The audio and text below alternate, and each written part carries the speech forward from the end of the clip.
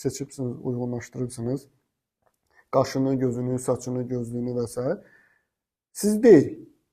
Amma sizi təmsil edir. Amma özü olduğu halda zaten ayrı bir şeydir. Amma özü də yoxdur. Özü də dijitaldır. Bunu tarixi olaraq necə izah edirlər? Badilər belə Rönesans simulakırı, simülyasiyadır. Məsələn, nədir? Bir insana çox bənzəyən bir rəsm əsəri yaradıb, baxırsınız, adama çox oxşuyur. Amma adam deyil də. Onun simülyasiyasıdır. Realını görə bilirsiniz.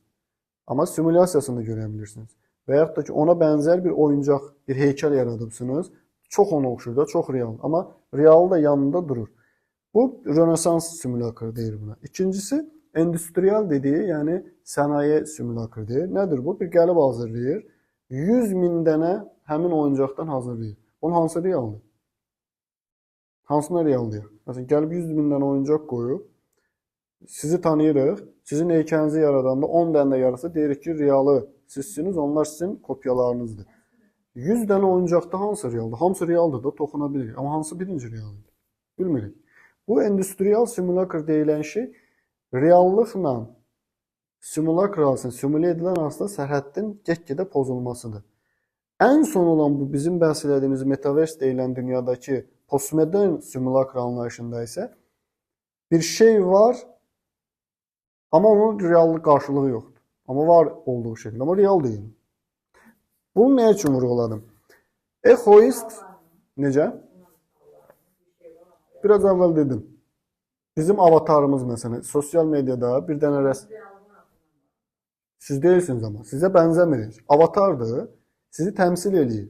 Amma siz deyilsiniz. Və yaxud da ki, Metaverse'dən mən ev aldım. $1000 verdim. Metaverse'i bilirsiniz. Metaverse'dən bir ev aldım. Həqiqətdə elə bir ev yoxdur. Amma Metaverse dünyasında var. Biz real olmayanı real artıq qəbul edirik. Məsələn, sosial media fenomenləri də bu şəkildədir. Sosial mediada var olduğu halda görürük, yeyir, içir, danışır, hətta o video çəkəndə oradadır. Amma real həyatda onun qarşılığı yoxdur. Real həyatda başqa cür yaşayır. Sənətçilərin səhnədəki rollarını da düşünə bilir. Amma bunun ən hiper versiyası Metaverse dünyası, avatarlar və s. Superman. Superman diye biri var. Yoxdur. Superman özü bir reallıqdır. Amma real qarşılığı yoxdur. Və yaxud da ki, deyək ki, bir dinozavr və yaxud da nə deyək, bir əjdarha maketini düşünün, oyuncağını düşünün. Və yaxud da ki, bir kompüter oyundakı əjdarhanın ağzından alov çıxıb. Bunun qarşılığı var mı? Yoxdur. Amma özü bir reallıqda biz onu o halında görmüş oluruq. Egoist və ekoist anlayışlarında insanın yaratmış olduğu bu narsistik qəliblər, saxtalıqlar, false selflər nə deyiriksə artıq. Bunlar da elədir yəni. Yəni bunlar var. O insan üçün var, o insan üçün realdır. Amma realda qarşılığı yoxdur. Bir zamanlar olduğunu düşünə bilərik. O səsə daşa qayd olunan səs kimi düşünün. Bir zamanlar buna bənzər bir şeyə ehtiyacı var idi. Yaratmaq istəyirdi, onu istifadə eləmək istəyirdi. Kotiyen anlayışda bura gələcək. Amma elə bir şey olmadı. O özündən bir şey yarattı. Amma real qarşılığı yoxdur. Məsələn, ideallaşdıracağı bir atası heç bir zaman olmuyor. Amma o tapdığı, qarşılaşdığı insanlarda bu ideallaşdıracağı atanı axtarır. Yoxdur, elə bir adam olmuyor. Həqiqi atası, real atası o funksiyanı yerinə yetirə bilmir. Özü o bir simülakr yaradıb özü üçün.